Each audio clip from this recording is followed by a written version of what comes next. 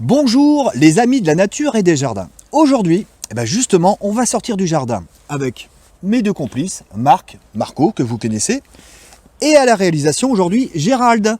On en parlera à la fin de la vidéo. Gérald est un photographe professionnel. Alors donc aujourd'hui, nous allons voir l'invisibilité autour d'un lac. C'est-à-dire, on se promène, il y a des choses, mais on ne les voit pas. Qu'est-ce que tu en penses, Marc? C'est parfait. Nous allons découvrir vraiment la nature sauvage de chez Paul. Voilà. Donc, on va aller autour du lac qui s'appelle le lac de la Vallée Mabille. Mais avant ça, je voulais vous dire que ça fait du bien aussi de sortir du jardin. Ça permet aussi de voir des choses à l'extérieur et de s'inspirer.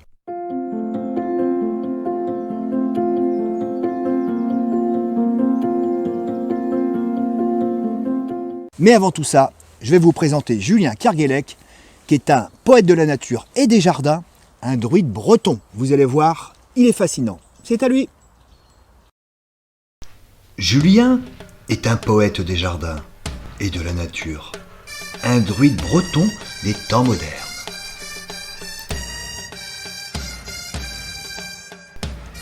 Ce troubadour jovial viendra chez vous animer vos longues soirées d'été. Hélas, pour vous, mesdames ou messieurs, son cœur est pris.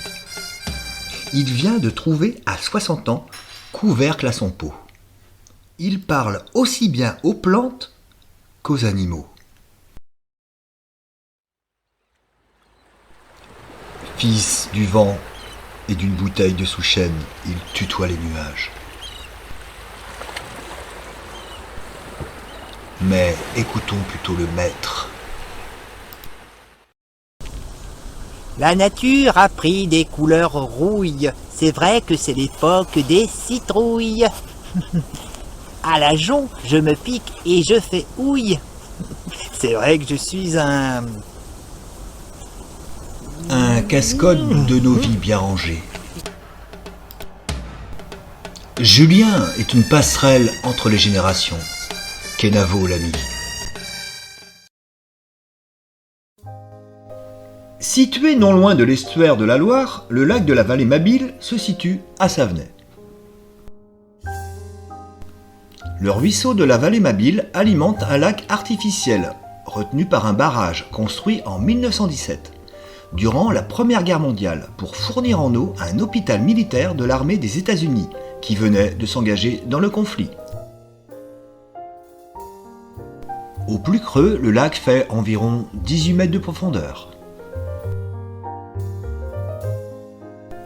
C'est une grosse baignoire en somme, bien ancrée dans le sillon de Bretagne. Depuis, les abords du lac se sont magnifiquement naturalisés. C'est devenu une base de loisirs. Mais c'est tellement agréable de faire le tour et de regarder la biodiversité qui y règne. Le lac s'est parfaitement intégré dans le paysage.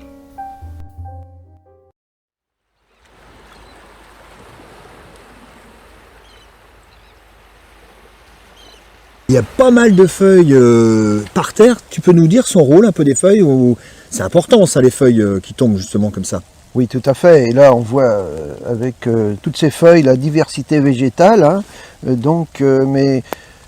Ces feuilles ont un rôle essentiel dans la nature et c'est là qu'on voit que les arbres ont besoin de se nourrir de leurs feuilles puisqu'elles se décomposent et on doit en prendre exemple pour nos jardins. Une plante qui n'a rien à faire ici. Eh oui, c'est le fameux Prunus laurocerasus, laurier palme ou laurier cerise aussi. Donc c'est une plante exotique par définition parce qu'elle nous vient du Caucase et c'est naturalisé en Europe centrale. Tiens, justement, regarde Marc, un petit peu tout ce qu'il y a dans les sous-bois. Qu'est-ce que tu en penses? J'en pense qu'on les voit très très bien là, puisque à la saison, c'est une plante persistante, donc elle ressort du milieu forestier. Hein. Ce qui veut dire que dans 10 ans, ici, il n'y a plus rien, c'est étouffé.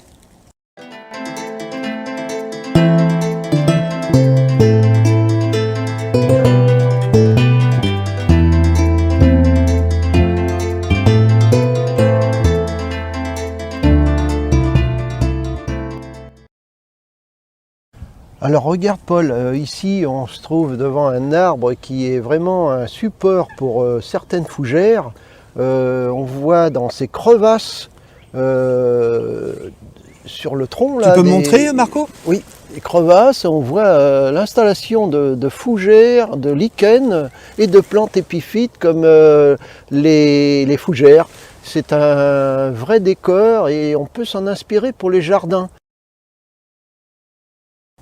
Alors Paul, là, on se trouve devant du lichen, là, très lumineux sur Ouais. le tronc d'arbre. Et donc c'est une plante qui est issue en fait d'une symbiose. Entre une algue et un champignon. Ça veut dire que l'air est sain autour de nous. Une symbiose, ça veut dire qu'ils ont besoin de l'un et de l'autre pour vivre. C'est là qu'on voit que c'est une algue et un champignon.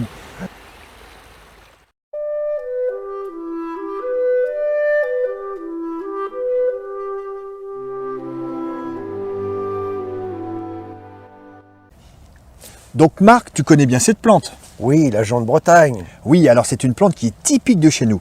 Alors comme on peut le constater, c'est une plante piquante. Effectivement, pour se défendre, les feuilles se sont transformées en piquants. Mais ce qui est intéressant sur cette plante, c'est les fleurs. C'est des fleurs mellifères qui attirent donc, Les abeilles. voilà, tous par les exemple, insectes. un léger parfum de noix de coco. C'est quand on arrive au mois de février-mars et qu'on voit sur les buts tout jaune et tout ça, c'est une splendeur, ça amène le soleil chez nous. Donc important, la jonc de Bretagne à conserver. Bon, Paul, tu connais, c'est un vieux complice de la jonc, le genêt. C'est vrai qu'ils vivent tous les deux, ils cohabitent très bien ensemble. Donc le genêt, famille des fabacées, c'est-à-dire légumineuses, qui fait des gousses, mais on l'appelle aussi balai, parce que autrefois, nos anciens donc taillaient les bouts de genêt comme ça, rassemblaient le tout et en faisaient des balais tout simplement. Donc efficacité. Exact.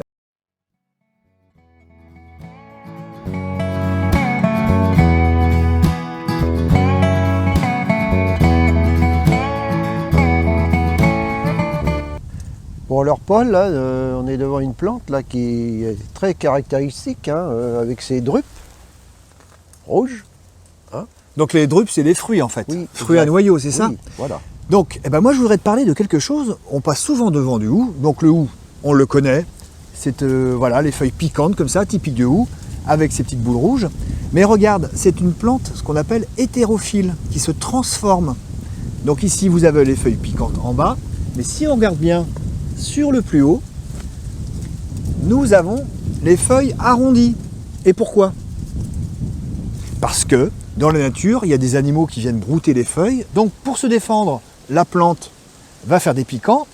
Mais comme ici, on n'a pas de girafe, enfin du moins pas encore avec le réchauffement planétaire, eh bien les feuilles s'arrondissent. Elles n'ont plus besoin de faire des piquants. Donc elles vont à la simplicité. Donc quand vous passez devant un hou, remarquez bien les feuilles piquantes en bas et les feuilles ovales sur le haut. Regarde Marc, ça c'est typique. Regarde le champignon. C'est ce qu'on appelle une langue de bœuf, je crois. Oui, c'est ça, oui. Alors, bon, c'est pas bon signe pour l'arbre.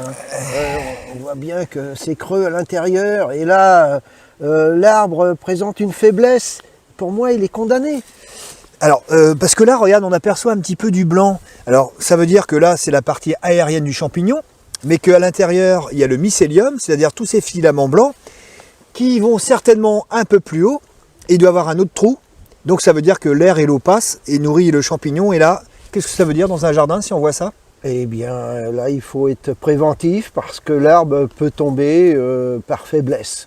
Ah oui, donc ça veut dire qu'il se creuse de l'intérieur et l'arbre il est condamné. En fait, c'est pas le champignon parasite, c'est le champignon qui a profité de la faiblesse de l'arbre, c'est ça? Voilà, ça peut être une cassure de racine ou un insecte qui a fait une galerie et le champignon s'est installé. Ou une taille mal faite de son arbre. Exactement.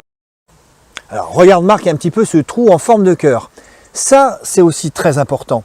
Parce que des fois, ça m'arrive de voir des bâtons dedans ou des pierres, mais on ne se rend pas compte que c'est habité, qu'il y a peut-être une chouette, un hibou, quelque chose. Oui, c'est un vrai refuge pour les oiseaux, un garde-manger, une protection. Et c'est là que l'on voit pour les arbres morts, des cavités comme ça, il faut les conserver. En fait, un arbre mort, il a de la vie, il sert à quelque chose.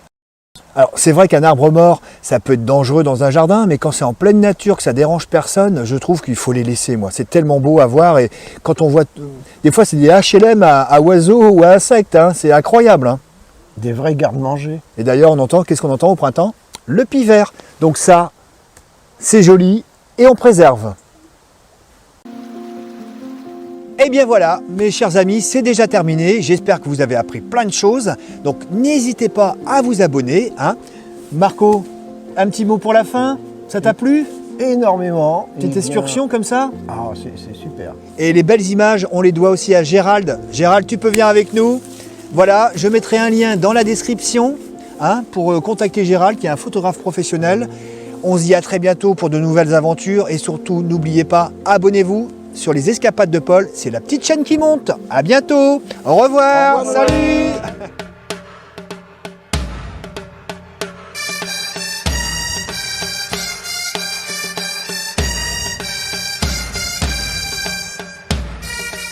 Donc, je vais vous faire découvrir. Vous allez voir, c'est un personnage à connaître. C'est parti. On voit très bien le milieu forestier envahi de laurier-palme. Ah, c'est ça. C'est ce qu'on dit, hein, c'est signe de bonne santé le lichen. Hein. Exact. Et les feuilles ovales sur le haut.